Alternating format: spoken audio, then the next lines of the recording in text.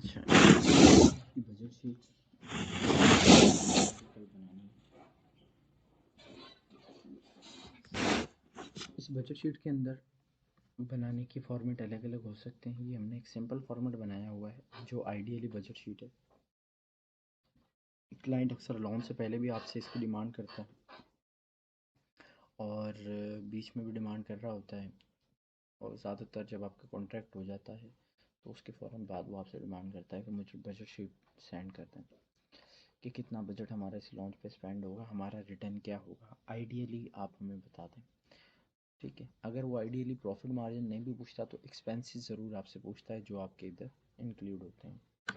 ठीक है, सबसे पहले आपके पास आ जाती है company formation, LTD plus physical address. ठीक है, अगर आप यूके में बनाते हैं तो इसकी कॉस्ट तकरीबन आपको आने वाली है फिजिकल एड्रेस और विद कंपनी £200। ठीक है, ये शीट यूएसए की बनाए तो कैलकुलेशन यूएसए में होगी और यूके की बनाए तो यूके में £200। ठीक है, उसके बाद अगली कॉस्ट आपकी आने वाली है आपको बाइकी के नंबर की। बाइकी नंबर जो आप लेते हैं अपना यूके या यूएस का नंबर लेते हैं, ऑनलाइन नंबर होता है, वो £16 आने वाली है।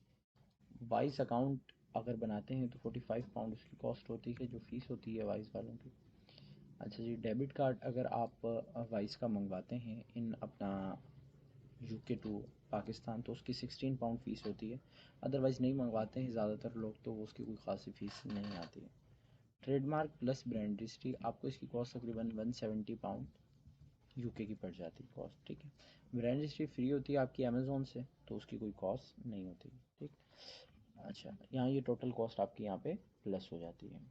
ठीक, अच्छा नेक्स्ट चीज़ आ जाती है आपके पास वेबसाइट। अगर आपको क्लाइंट ऑफ़र करता है कि वो प्राइवेट लेबल की वेबसाइट बनाना चाहता है तो फिर आप वेबसाइट भी बनवा लेते हैं। ठीक है, तो इसकी भी कॉस्ट आप ऐड कर लेते हैं, अदरवाइज़ नहीं बनवाना चाहते तो आप छोड़ देते हैं। मस्ट नहीं होती वेबसाइट। अच्छा जी, पैटेंट चेकिंग। पैटेंट चेकिंग क्या होता है? ये पेटेंट आप लोगों ने जो स्टार्टिंग में चेक किया था, अगर आप बाहर से कहीं से चेक करवाते हैं तो इसकी कॉस्ट बिल्कुल ऐड होगी। अदरवाइज़ अगर नहीं है तो आप कोशिश करें कि क्लाइंट से ये कॉस्ट आप भी चार्ज ना करें। ठीक है, वीए की सैलरी जो है फॉर 1 मंथ आपकी तकरीबन जो बनती है वो आप ऐड कर लें यहाँ पर। ये $350 एक एवरेज सैलरी होती है वीए की, तो वो मैंने यहाँ पर इन पाउंड कन्वर्ट करके $288 ऐड कर दिया। आपका कॉन्ट्रैक्ट होता है क्लाइंट से अगर ओवरऑल ऑल टाइम, तो वो आप इसके अंदर जो है वो ऐड कर सकते हैं डिटेल के अंदर कि कितने मंथ तक आप सैलरी चार्ज करेंगे। अगर आपका ऐसा कोई कॉन्ट्रैक्ट है कि भी 4 मंथ या 5 मंथ सैलरी लेंगे उसके बाद प्रॉफिट मार्जिन पे चले जाएंगे तो वो भी बजट में ऐड करें। ठीक है, ताकि वो बजट में ऐड होगा जैसे ये भी ऐड हुआ है। लाइक यहाँ पर है 4 मंथ की सैलरी हम आप क्लाइंट से चार्ज कर रहे हैं, उसके बाद जो है वो प्रॉफिट मार्जिन पे डील है। स्टार्टिंग में कभी भी प्रॉफिट मार्जिन पे आप नहीं जाते हैं, वो इस वजह से नहीं जाते हैं कि आपकी मेहनत होती है, आपकी वर्किंग होती है, कितनी शीटें आप बना रहे होते हैं, बहुत प्रोसेस होता है आपका, तो उस वजह से आप उसकी तरफ नहीं जाते हैं। आपकी कोशिश होती है कि हम जो है वो स्टार्टिंग में कम से कम मिनिमम 6 मंथ सैलरी चार्ज करें क्लाइंट से। 6 मंथ के बाद प्रॉफिट मार्जिन पर डील कर लें, क्योंकि आपका जो प्रोसेस मैंने बताया हुआ है लॉन्च का वो बेसिकली प्रॉफिटेबल ही है। तो अच्छी बात है अगर क्लाइंट से अकाउंट में इक्विटी मिल जाए। ठीक है, तो प्रॉफिट मार्जिन पर डील हो जाए। यहाँ ये कॉस्ट टोटल हो जाती है आपकी, प्लस हो जाती है। अगली कॉस्ट आती है आपकी यूपीसी की। ठीक है, अगर आपके प्रोडक्ट ज़्यादा हैं तो आपने यूपीसी की कॉस्ट चार्ज करनी है £60। ठीक है, अगर क्लाइंट कह रहा है कि भाई 5-10 प्रोडक्ट हम लॉन्च करने हैं हमें, तो आप यूपीसी की £60 कॉस्ट है। यूपीसी बेसिकली GS1 होता है, मैंने आपको बताया था ना GS1, जो बार कोड होता है प्रोडक्ट पे लगता है, जैसे यहाँ पर ये लेबल लगा हुआ, तो वो वहाँ से आपको मिल जाते हैं, 10 मिल जाते हैं £60 के। अगर आपके क्लाइंट का एक ही प्रोडक्ट है तो ये भी कोशिश करेंगे क्लाइंट को जितना रिलीफ मिले, तो वो $20 तकरीबन आप जो है वो उससे चार्ज करें। ठीक है, 20 पाउंड चार्ज करें उससे, वो आपको 3 या 4 नेशनल बार कोड वाले जो हैं वो दे देते हैं, 3 या 4 कोड देते हैं, £20 के अंदर शायद दे रहे होते हैं, तो वो आप उनसे ले लें। ठीक, वो थोड़ा सा ट्रस्टेड वेबसाइट है GS1, वो यूनिक होते हैं तो उससे तो 10 मिलेंगे मिनिमम। अच्छा, EBC की फ़ोटोग्राफी आती है। अच्छा, फ़ोटोग्राफी आपकी अच्छी होनी चाहिए बिल्कुल, क्योंकि इसमें किसी किस्म की कमी पेशी नहीं होती। इसमें $250-300 चार्ज हो रहे होते हैं चाइना से, पर बेहतर है कि आप अच्छी फ़ोटोग्राफी करवा लें। तकरीबन एवरेज EBC के साथ आपकी 450 प्लस ही होती है, अच्छी फ़ोटोग्राफी होती है किसी एक्सपर्ट ने जो की भी हो। कंटेंट राइटिंग आ जाती है अगली आपके पास। ठीक है। कंटेंट राइटिंग का क्या होता है कि कंटेंट राइटिंग आप करवाते हैं मार्केट से, एआई के ज़रिए खुद कर लें तो अच्छी बात है, क्लाइंट को रिलीफ मिल जाए, पर उसमें कुछ वर्डिंग के इश्यूज होते हैं, तो बेहतर है कि आप बाहर से कहीं से करवा लें। तो उसकी कॉस्ट आपसे तकरीबन चार्ज होती है 50 पाउंड, जो अच्छे कंटेंट राइटर की कॉस्ट होती है। अच्छा जी, सोर्सिंग प्राइस आ गई। अच्छा, यहाँ तक ये चीज़ें आपकी सारी कैलकुलेट हो गई हैं। हम लास्ट में ये फार्मूला शायद मुझे लगता है रिमूव हो गया है, तो हम इसे ऐड कर देते हैं, प्लस कर देते हैं। ठीक है, ये यहाँ पर प्लस हो गया, ये यहाँ प्लस हो गया और ये यहाँ डेटा प्लस हो गया। सही, सारा डेटा अपनी अपनी जगह प्लस हो गया। अच्छा, फिर आपके पास आ जाती है inventory budget plus freight forwarder. ठीक है, ये तीनों चीज़, दोनों चीज़ें आपके पास आ गई। सोर्सिंग प्राइस आपकी प्रोडक्ट की है, जो भी सोर्सिंग प्राइस हो आपके प्रोडक्ट की वो आपने ऐड कर लेनी है 1.60 एज इट इज़, जो नो इशू। अच्छा, अगर आपकी प्रोडक्ट की अभी आपने प्राइस ली ही नहीं है, क्लाइंट आपसे आइडियली बजट शीट डिमांड कर रहा है, लाइक अभी क्लाइंट भी नहीं बना है, वो पहले ही बजट शीट मांग रहा है, तो ये आइडियली बजट शीट आपने उसको देनी होती है। तो इसके लिए आप कोई भी एक आइडियली प्रोडक्ट अपना सेलेक्ट कर लें कि लाइक मैंने जो है वो प्रोडक्ट सेलेक्ट कर लिया, हेडबैंड सेलेक्ट कर लिया। सही है, हेडबैंड की सोर्सिंग आपने करी है तो आपको पता चल गया वो मुझे 1.60, सोर्सिंग $1.80 में बन रही है, तो 60 तकरीबन अराउंड पाउंड में बन जाएगी। ये आपको पता चल गया कि 1.60 उसकी सोर्सिंग प्राइस है। कौन सी? ये वाली। ठीक है। अच्छा, फिर आपने हीलियम से सेल्स देख ली, 1 मंथ की कितनी सेल्स थी उसकी जी, जो भी थी 500 थी, आपने 500 लिख दिया। 3 मंथ की सेल्स कितनी बन रही थी? 1500। आपने यहाँ पर ऐड कर देना, 3 मंथ की सेल्स हो रही हैं 1500। ऑब्वियसली ये आपको ऐड करने की ज़रूरत नहीं है, मैं इसको अपडेट कर देता हूँ। ये हम ऐसा कर देते हैं, इसको मल्टीप्लाई कर देते हैं, बस आप 1 मंथ की लिखेंगे तो ये ऑटो खुद ही 3 मंथ की कैलकुलेट कर देगा। इन्वेंट्री की कॉस्ट, ये भी बेसिकली खुद ही आपकी आ जाएगी, जो भी कॉस्ट होगी वो मल्टीप्लाई हो जाएगी आपकी इससे 1500 से, तो ये आइडियली कॉस्ट आ गई 2400 पाउंड्स आपकी कॉस्ट है इन्वेंट्री की, जो आपने बाइंग करनी है। अब इस कॉस्ट पे आपको आपने देखना है freight forwarding cost, China to UK का एक्सपेंस क्या आ रहा है। ठीक है, अब इसके लिए क्या करना है, यहाँ पर आपने अपने पर प्रोडक्ट का वैट ऐड कर देना है, जो एज इट इज़ वैट हो ना वो यहाँ पर ऐड कर दीजिएगा। लाइक आपके प्रोडक्ट का वैट है 0. कितना है पर पैक का वैट याद है? 100 ग्राम्स होगा, है ना? नहीं, 200 ग्राम्स, मुझे याद आ गया। ठीक है, ये आपका पर पैक का वैट इसमें आपने ऐड कर देना, जो भी वज़न हो उसकी लिस्टिंग में से मिल जाता है आपको। अब यहाँ पर ये वैट टोटल काउंट हो जाएगा, ये मल्टीप्लाई हो जाएगा आपके 1500 पैक से, तो ये आंसर आ गया। कितना वैट बन रहा है? 300 kg, 300 किलोग्राम। ठीक है, ये आपका वैट पड़ रहा है। अच्छा, अभी इस वैट के अंदर अक्सर क्या होता है कि आपको, ये तो है आपका डायमेंशनल वैट, वॉल्यूम वैट भी लग जाता है, ये प्रोडक्ट पे डिपेंड करता है। अगर आपको लगता है कि आपका प्रोडक्ट ओवर साइज प्रोडक्ट है, ठीक है, बड़े साइज़ का प्रोडक्ट है, तो फिर क्या होता है कि ये वेट आपका ज़्यादा चार्ज होगा। वो कैसे आपको पता चलेगा वो भी मैं आपको बता देता हूँ। जैसे अगर वेट भी ज़्यादा है और उसके जो है वो आपको साइज़, आपको लगता है आपका प्रोडक्ट आपके एक हाथ से ज़्यादा जगह ले रहा है, ठीक है, बड़ा है प्रोडक्ट, आप एक हाथ में ले रहे हैं तो वो ओवर साइज़ है, आप एक हाथ में नहीं ले सकते हैं, इतना बड़ा प्रोडक्ट है आपका, तो उस पर बेसिकली डायमेंशनल वेट पड़ेगा। ये आइडिया दे रहा हूँ आपको। वैसे डायमेंशनल वेट क्या होता है कि देखें, इसका वज़न है 200 ग्राम्स। सही है, ये क्या है, ये एक छोटी सी जगह में आ रहा है। अब इसी के ज़रिए आप समझ लें कि प्रोडक्ट है आपका, ये इसका वज़न है 100 ग्राम्स, पर ये जगह इससे ज़्यादा घेर रहा है। ठीक, ये इससे ज़्यादा एरिया के ऊपर फैला हुआ है, तो जब इसकी पैकेजिंग होगी तो ये एरिया जो शिप का है ज़्यादा कवर करेगा, ज़्यादा बॉक्सेस में होगा। इसके भी अगर 1500 पीसेस बनवाते हैं, ये लैपटॉप है, लैपटॉप बड़ा साइज़ है, मोबाइल का साइज़ छोटा है, ये बनिस्बत कम जगह पे आ जाएगा, तो इसलिए इसको सिर्फ डायमेंशनल वेट अप्लाई होगा जो वज़न है, और इस पे वॉल्यूम वेट भी लगेगा जो साइज़ के हिसाब से होता है। तो दोनों ऐड होंगे या फिर एक ही वेट लगेगा? आप फिलहाल अपनी कैलकुलेशन के अंदर जो है एक आइडियली वेट आपके प्रोडक्ट से, लाइक आपका 200 ग्राम्स का प्रोडक्ट है, आप इसको आइडिया कर लें कि 250 ग्राम्स कर लें। ठीक है, सर हमने एक वीडियो देखी थी, उसके अंदर बताया हुआ था कि जैसे अगर डायमेंशनल वेट ज़्यादा है। यहाँ पर आने के बाद क्या होता है कि डायमेंशनल वेट आप 250 ग्राम सेट कर लें, 200 ग्राम सोया 50 को लगाएं। अच्छा, ऐसे अगर आपने नहीं भी करना है ना, तो और पक्का आप आइडिया लेना चाहते हैं, आपको लगता है, अगर आइडिया होता है कि मेरे प्रोडक्ट पे नहीं लगेगा तो 250 हिसाब की ग्राम से कर लें। अगर लगता है प्रोडक्ट का साइज बड़ा है तो फिर आपने इसको 400 कर देना, आपके प्रोडक्ट के वेट से डबल कर देना, आपको जो भी वेट लगे डबल कर लेना है आइडिया लेने के लिए। और ये यहाँ कैलकुलेशन मस्ट करनी है। अक्सर भी ये चीज़ कर जाते हैं, मैंने बहुत सारे अपने स्टूडेंट्स को देखा, वो इसको मिस करते हैं, वो छोड़ देते हैं इसको, सिर्फ क्लाइंट को प्रॉफिट दिखाने के चक्कर में कि भाई वो ऐसे कर लें। नहीं करना है आपने। जो शीट है, आइडियली भी शीट आपकी अच्छी बनी हुई होनी चाहिए, क्योंकि आप प्रॉपर पीएल को लेके चल रहे हैं ना, तो क्लाइंट प्रॉफिटेबल होगा तो आप प्रॉफिटेबल होंगे। अच्छा, यहाँ पर ये 0.4 आपका आ गया है वेट, ठीक है। अच्छा, इसके बाद आपके आ गई है टोटल वेट ऑफ इन्वेंट्री, ये ऑटोमेटिक कैलकुलेट हो गई।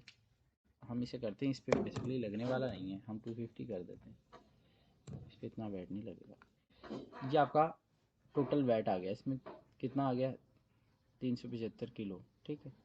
अब 1500 पीसेस। हाँ, ये तकरीबन एवरेज इतना वेट जो है ना वो आपको लग ही जाता है। यहाँ पर हमने मल्टीप्लाई कर दिया है कि हमारी 1 kg की कॉस्ट है 1.55, तो हम इसे मल्टीप्लाई करें, बेसिकली होती नहीं है 1.55, ये डॉलर में तकरीबन अराउंड $2 प्लस भी होती है, $3 भी मैं पे करके आए हैं। ये शीट अभी उठाई हुई है तो उसमें ऐसे लिखी हुई है। तो ये एवरेज आपने कॉस्ट लगा दी कि अगर आपकी पर केजी की कॉस्ट 1.55 है तो आपकी 375 केजी की कॉस्ट बन जाती है 581, सही है पाउंड। ये यहाँ पर प्लस हो गई है।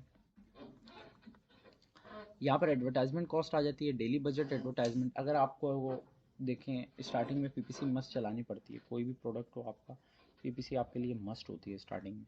तो आप क्या करते हैं कि आप आइडिया लगा लें, स्टार्टिंग में थोड़ा सा ज़्यादा बजट लगता है, 500 600 700 पाउंड तक का भी बजट लग रहा होता है, पर हम एक आइडिया लगा लेते हैं कि अगर हम कुछ रिव्यूज़ करवाएंगे, क्योंकि जब तक रिव्यूज़ नहीं होते हम पीपीसी नहीं चलाते हैं, कुछ रिव्यूज़ हों लिस्टिंग पे, कुछ हम रिव्यूज़ के लिए रख लेते हैं। 600 का बजट हमने अरेंज किया है पर मंथ का, और 500 पीसीस के लिए सेल के, तो हमने इसमें से 450 पाउंड रख दिया एडवर्टाइजमेंट के लिए पीपीसी पे, और बाकी 150 रख दिया हमने अपने रिव्यूज़ के लिए, ठीक है।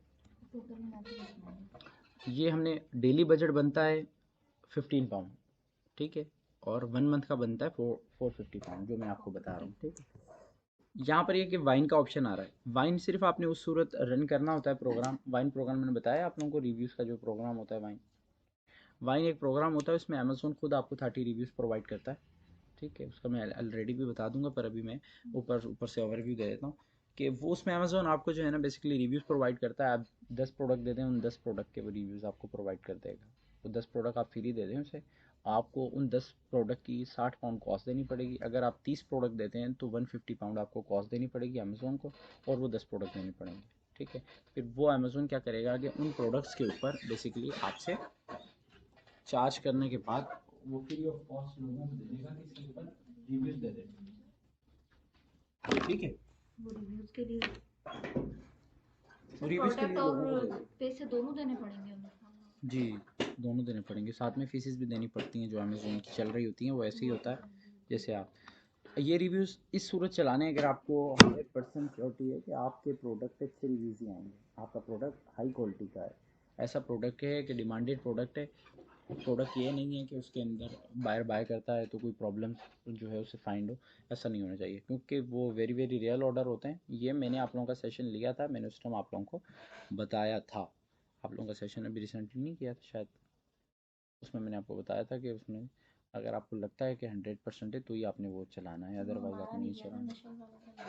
अच्छा, तो इसके अंदर क्या होता है कि वाइन आप उस सूरत ही चलाएंगे, अदरवाइज़ नहीं चलाएंगे, तो फिलहाल मैं वाइन इसमें से माइनस कर रहा हूँ, क्योंकि प्रोडक्ट पर डिपेंड करता है, किसी किसी प्रोडक्ट का होता है। एवरेज कॉस्ट अगर आप रखना चाहते हैं तो मैं यहाँ क्या कर लेता हूँ कि वाइन से फार्मूला ये रिमूव कर देता हूँ, ये फार्मूला लगा रहे या ना लगा रहे, रिमूव कर देता हूँ बेहतर, क्योंकि वाइन का नहीं लगा रहा हूँ मैं स्टार्टिंग में, आप लोग भी ना लगाइए, वो प्रोडक्ट में मैटर करता है तो वो उसका एक आइडिया हो जाता है, ठीक है। एवरेज बजट हम लगा लेते हैं फॉर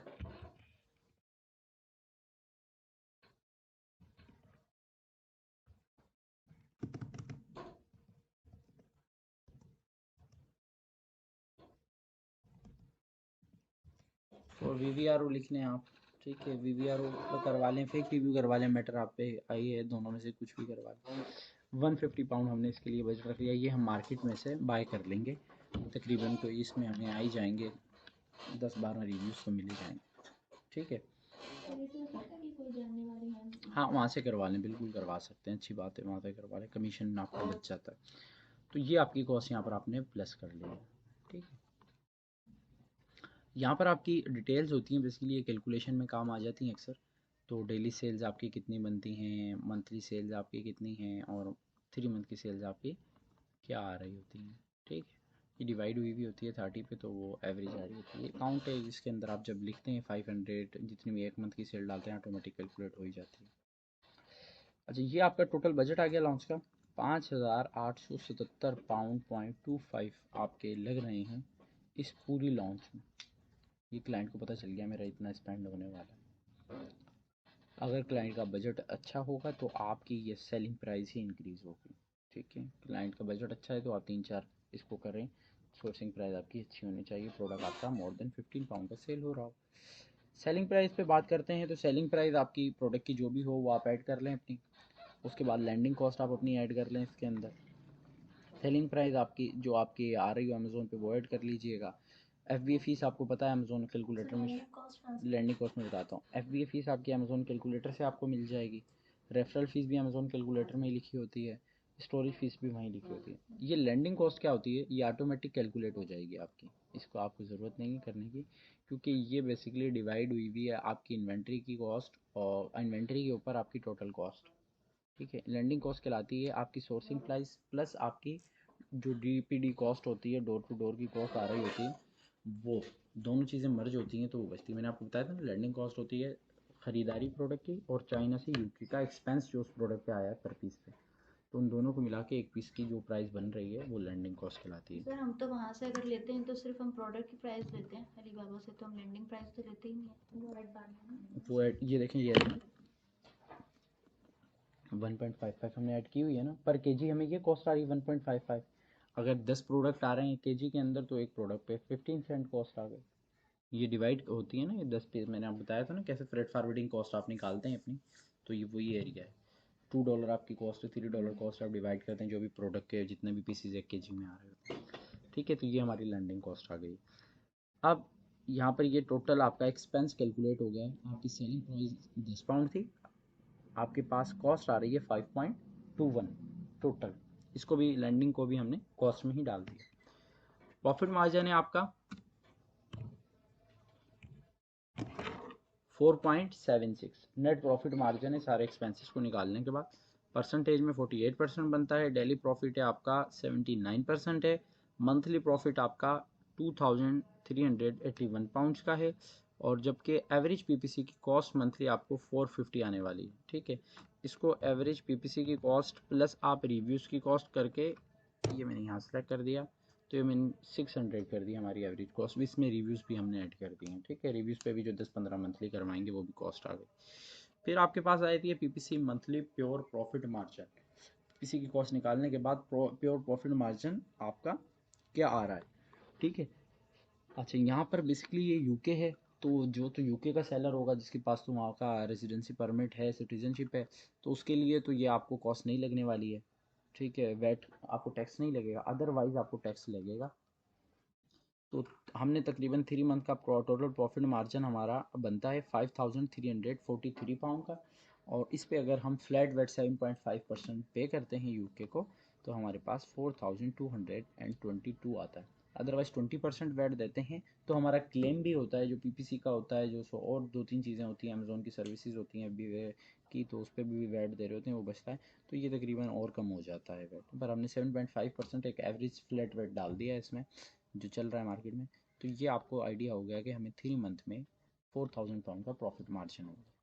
सर जो हम अमेजोन प्रॉफिट कैलकुलेटर पे 0.75 माइनस करके आए थे वहाँ पर, सर उसके बदले हमने 40 जो है वो ऐड किए थे मंथली, वो इसमें